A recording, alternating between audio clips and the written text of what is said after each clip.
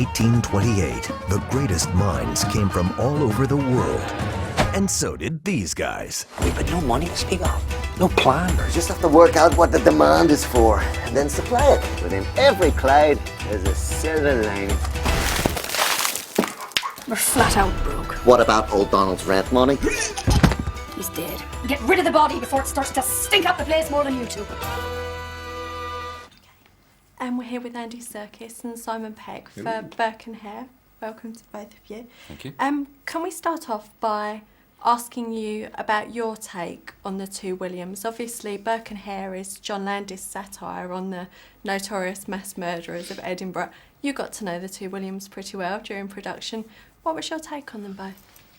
Well, William Hare was in our version, in our film, which I think he's a very amoral person, and he's not a kind of psychopathic serial killer. He's someone who's got a very strong grasp of the capitalist system, and he's the sort of he's always spotting the main chance. He's a bit of a scammer. He's a bit of he's someone who he'll make ends meet whatever way he can. And so I mean, these guys came over from Northern Ireland and. From Tyrone, from Donegal, and just worked on the canals. They were navvies, and then work dried up. So they're basically just trying to find the next gig going next. And it so happened that Hare's wife, who is Lucky, played by Jessica Hines in the film, but Margaret Laird in historically, is a woman called Margaret Laird. She ran a boarding house, and he'd married her. And I don't know whether that was a sort of. To get his feet under the table with someone who'd had a bit of money coming in through having a boarding house. But anyway, someone died, and they thought, well, we can make some cash out of taking this corpse up to the doctors who were running the anatomical schools and making a lot of money out of foreign students. And so they basically. They were very, very close. They kind of knew each other very well, and they were two guys who ended up falling into a rather strange profession, really. For my William as well in the film, he's a sort of acolyte really of Andy's William, because they're friends, but he's the sidekick more. Andy's the ideas man. William Hare was the guy that drove it forward. Unsure if that was the actual case, obviously, because we weren't there at the time. But it was interesting to play it that way and play them as human beings as well. That was the important thing, was to not play them as like moustache twirling evil villains, but as just guys that were trying to make a living, and in a time that was very different. Hare's sort of rationalisation of it is that they were just delivering people into God's arms early.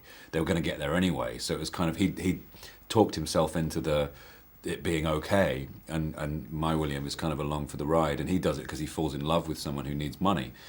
So the idea is that you look at Burke and Hare as being just people with needs rather than evil monsters, and it helps you understand that what was going on there was a much wider conspiracy. There were the doctors were all involved, and these two guys, they were basically exploiting two guys who were very desperate, who became greedy, sure, but at the time it was like they were living on the starvation line. It was a ghetto. People were dying all around them. It was kill or be killed, and that's what the doctors traded on. So even though we never say what Burke and Hare did was right, in fact we actively say it wasn't right, that it's absolutely immoral, we constantly say that, and the audience still are dared not to like them. The point is that you kind of root for them in a way. And unusually they're romantic leads, which was kind of unexpected. I mean, I think one particular bedroom scene stood out, maybe not the one people would expect, which was a scene you both had with Christopher Lee. Oh, that was... I wonder if you can talk to us about that day on set. Chris came on set it was like, here he comes, Chris is coming. And he was great. He ad-libbed a bunch of stuff. He did this incredible monologue, which wasn't scripted at all, and he just had to kind of drone on and tell this very, very long anecdote to which, William Hare and William Burke are sort of waiting for him to die, You'll not be getting me cooked. And, he's fantastic. He's just, he can talk, Christopher, as well. So he's a storyteller too, isn't he?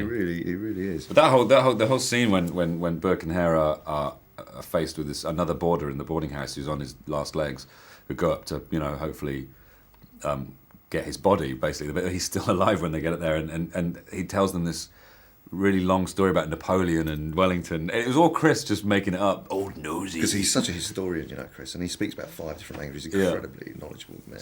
Yeah, so we were sort of stood there just waiting for him to tell the story, and it became part of the film. This funny idea that Burke and Hare were just sort of waiting it out, and he just won't go. So they have to, sit on his chest. Sit on him. A bit. A pillow on his. And jumping from historical storytelling to something rather more modern, we couldn't help but notice you indulging in a bit of twittering from your Nerd Do Well signing at the weekend. Yes. I wonder what effects social networking's had on the way that you have contact with your fans and your relationship with them. For me, it's like Twitter's an interesting beast because it's like being attached to a massive brain, you know, like lots and lots of different ideas and thoughts, and it suits people who have a lot of followers, particularly because you're constantly, you know, plugged into this sort of like consciousness, a collective consciousness, which is very interesting. I certainly try to make Twitter fun and try not to tweet too much about work, but when work comes around, it's very handy to be able to get the message out to people who are interested in you. Hopefully they do follow you because they like what you do. And it's great to be able to take that to say, look, okay, I'm going to be signing at this place. If you're around, come down. But I think it's important not to just do that, because otherwise you're exploiting that fellowship. You have to also be entertaining. So occasionally I will tweet about my dog's bowel movements. I've yet to tweet. To what? And do you see it in your haven't future at all? I haven't twatted in my life. Thanks very much, both of you. Best of luck with Friday's release. Thank you very much. Thank Nice you. to meet you.